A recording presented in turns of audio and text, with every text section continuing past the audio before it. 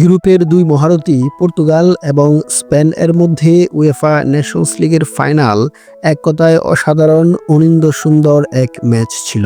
Football ভক্তরা চাইবে প্রতিটি ফাইনালই এমন রুদ্ধশ্বাস রূপ ধারণ করুক, যেখানে গ্যালারি জুড়ে থাকবে উন্মাদনা আর চ্যাম্পিয়ন হওয়ার আনন্দ কিংবা ট্রফি হারানোর বিষাদ। মার্টিন জুবিমেন্ডির গোলে ২১তম মিনিটে স্পেন এগিয়ে যায়, তবে ৫ মিনিট এর বেশি সেই লিড ধরে রাখতে পারেনি ডিফেন্ডিং চ্যাম্পিয়নরা। নুনো মেন্ডেজ দলকে সমতায় ফেরান।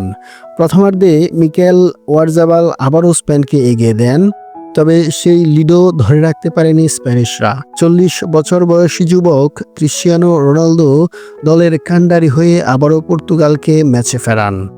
৬১তম মিনিটে নিজের ১৩৮তম গোলের দেখা পান এই লিভিং লিজেন্ড। তারপর নির্ধারিত সময় পেরিয়ে অতিরিক্ত সময়ে কোনো গোলের দেখা পায়নি দুদল। ফলে স্বাভাবিকভাবেই খেলা গড়ায় পেনাল্টি শুটআউটে। গ্যালারির দর্শক কিংবা পর্দার সামনের দর্শক তখন সবারই গা শিউরে ওঠার মতো অবস্থা। পর্তুগালের হয়ে Goncalo Ramos, Vitinha, Bruno Fernandes, Nuno Mendes goal পেলেও স্পেনের হয়ে চতুর্থ শট মিস করেন আলভারো মোরাতা। তার আগে মিকেল মেরিনো, অ্যালেক্স বায়েনা এবং ইস্কো সফলভাবেই বল জালে জড়ান। পঞ্চম শটে দলকে চ্যাম্পিয়ন করেন রুবেন নেভেজ। ১২০ গজে ফুটবলারদের উচ্ছ্বাস আর গ্যালারিতে পর্তুগিজ সমর্থকদের উল্লাস তখন জার্মানির মিউনিখ মুখরিত। মিউনিখের এই আলিয়ান্স অ্যারেনাতেই কদিন আগে ইউসিএল জিতেছে ফরাসি ক্লাব পিএসজি।